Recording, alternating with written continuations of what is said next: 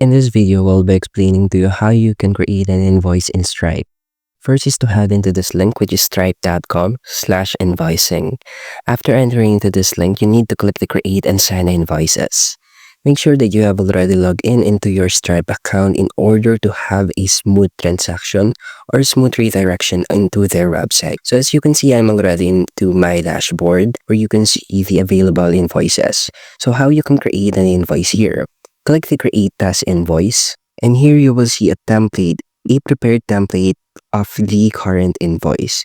This is how you can create an invoice. You must input the customer name, the currency, the items that you want to add or your products, the payment collection like the request payment, auto charge customer, and also the branding of your product. And you can also add additional options if you'd like. And this is the output of your invoice. This is for the PDF, the email, and the payment page. And after doing it, you just need to click the send invoice, and that's it.